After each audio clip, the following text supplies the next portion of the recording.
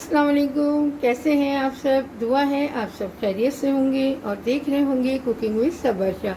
Cooking with Saba Shah में आज हम जो रेसिपी बना रहे हैं वो है पालक गोश्त। इसके लिए मैंने 1.5 किलो पालक लिया, 1 पाव मेथी, 1 सोई की गड्डी, इनको बारीक काट के सफाई से धो लिया क्योंकि इसमें मिट्टी वगैरह होती है। 1.5 किलो मटन का गोश्त लिया है, थोड़ा चिकना लिया है। 2 टेबलस्पून भर के लहसुन का पेस्ट लिया है, 2 टेबलस्पून भर के अदरक का पेस्ट लिया है। 2 बड़े साइज़ की प्याज थी, इनको मैंने बारीक स्लाइस में काट लिया है। 2 बड़ी इलायची हैं, 8 लौंगे हैं, 15 काली मिर्चें हैं, 5 मीडियम साइज़ के टमाटर हैं, इनको स्लाइस में काट लिया है। 10 हरी मिर्चें हैं, 1 टीस्पून हल्दी है, 1 टेबलस्पून लाल मिर्चें हैं, 2 टेबलस्पून भर के पिसा धनिया है, 1 टीस्पून ज़ीरा पाउडर है, 2 टीस्पून नमक है, 1 टीस्पून गरम मसाला है।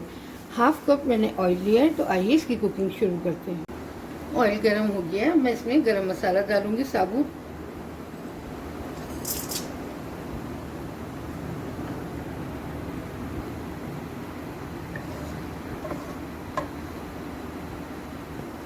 एक 2 मिनट हो गए, गरम मसाले को मैंने अच्छी तरह फ्राई कर लिया है।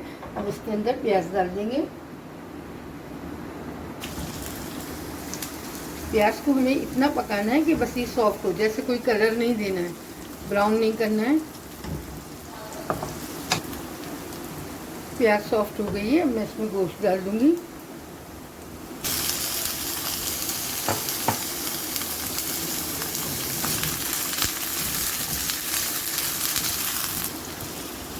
गोश्त को इतना फ्राई करूंगी कि इसका रंग चेंज हो जाए।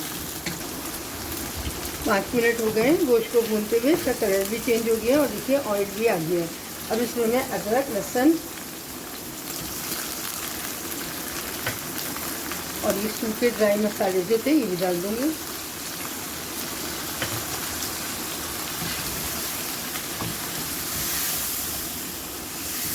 गोश्त को मैंने मसालों के साथ अच्छी तरह 5 मिनट भून लिया है। अब मैं इसमें 2 गिलास पानी डाल रही हूँ।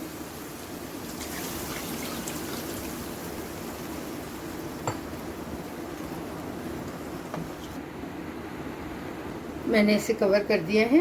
दरमियानी आंच में 45 मिनट तक मैं इसे पकाऊंगी। 45 मिनट्स हो गए, गोश्त को चेक कर देते हैं। गोश्त गल गया माशाल्लाह, हल्की सी कसर है। मैंने इसमें टमाटर और हरी मिर्ची शामिल कर दी हैं।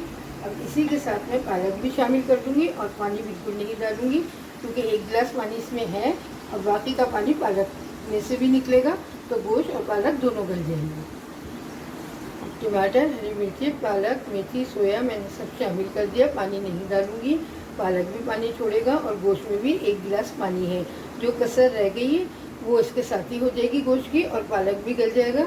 अब मैं इसे कवर करके 20 मिनट के लिए दम की आंच पे पकाऊंगी।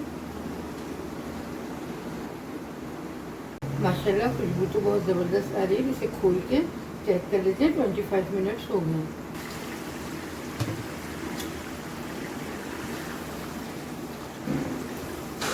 देखिए गोश्त भी गल गया है और पालक भी इसके साथ मिक्स हो गया है। अब इसको मैं 5 मिनट भूनूंगी और फिर इंशाल्लाह इसको डिश आउट करती हूँ।